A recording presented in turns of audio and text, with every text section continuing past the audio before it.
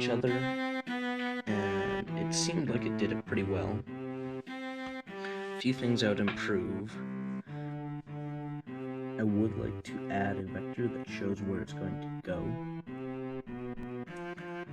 If you would like a code review or something like that, put that in the comments and I might do it. I apologize for the bad audio.